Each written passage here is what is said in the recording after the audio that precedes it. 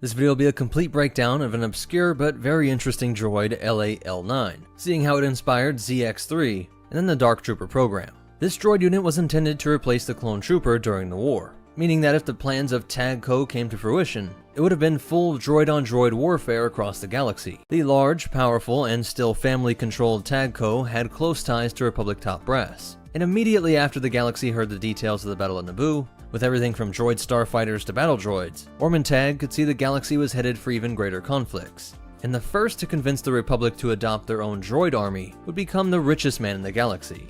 Over the next decade, his company would conduct a complicated symphony of movements, with Orman acting as orchestrator, using everything from corporate espionage, compromising politicians to earn their loyalty, to acquiring the right engineers and raw materials to create the droid soldier the Republic couldn't say no to. With each year that passed, it was increasingly clear that the Civil War was coming. 28 ABY saw a dramatic shift towards planetary leaders putting their own planet's interests ahead of the Republic as a ruling body. And by 24 BBY, the Confederacy of Independent Systems was declared, 2 years before war would break out on Geonosis. We can imagine Tag Co. holo terminals were slammed, and corporate espionage experts were screamed at when Orm & Tag got word that apparently the Republic had an enormous army kept in secret, a clone trooper army with all their needs already very well met.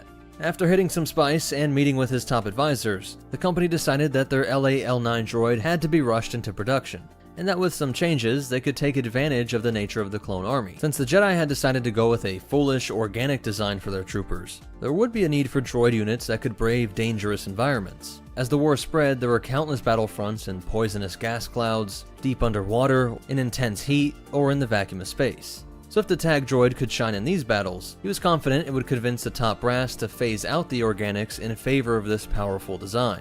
Equipped with the most advanced servo motors and equilibrium centers of its day, this bulky seeming droid was actually far more nimble than something like the B-2. Which, like its CIS competitor, this droid had weapons built into its arms, being able to adjust the plasma flow to send out flames or bolts of plasma like a blaster, with the flames being useful in causing spreading damage throughout an enemy ship or base, and hitting the enemy even if they were behind cover or using some sort of physical shielding.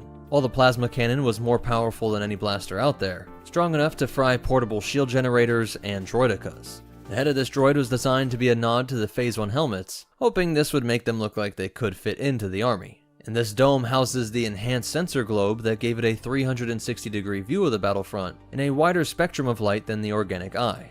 The mask-looking device is an atmospheric sampler, which ensured that it could stay operable and transmit this data to Republic strategists, with generators and processors located in the chest, along with thick plate armor to protect it, and we also see these layers down the legs. It used technology and materials to make it immune to most electromagnetic bursts, which means it didn't share the same EMP weakness that most battle droids had. And even its little fingertips are weapons. Little blast nozzles spun these blades at a rate that allowed it to cut through solid durasteel. Now, Tag did have one problem, that of course the powerhouses of the Kaminoan cloners and Kuat drive yards would not be happy to see a newcomer trying to carve out a slice of their pie, and it was also highly illegal to develop a droid army. It had been so since the invasion of Naboo, even more so since the Clone Wars broke out. So this top secret program wanted to get real-world feedback that would be so impressive that the Republic would overlook this issue and have to say yes to some lucrative contracts. The leaders of this project decided that they would get real-world feedback from the barbaric arena death matches being held on the backwater planet of Ratatak. Tag would head there personally, and was so confident his 10 years of planning would result in a bloodbath, visualizing how the other contestants would be crushed, cut, burned, and blasted to death, that he put up 100,000 credits of his own money on the fight. In a way, this fight would be a success in some ways, as it held its own against the greatest warriors in the galaxy, and even rapidly identified Asajj Ventress as the greatest threat. Everything was working right, but it was still no match for the Force in the hands of a Sith assassin. Before it could fry her head off, she rocketed the prototype up into the rocks, ending this droid's hopes in a fiery explosion. Such a dramatic and public dispatching of Tag's decade-long dream droid project left him embarrassed, and he lost all faith in L8-L9. And he lost that 100K. Knowing this fight was recorded for the Hollows, he chose to avoid the embarrassment and any blowback that the major rival companies like Kuat, who just might manipulate the Senate and media to make it look like Tag was building a secret droid army for the Separatists. The fact that Dooku hosted this tournament certainly was bad optics.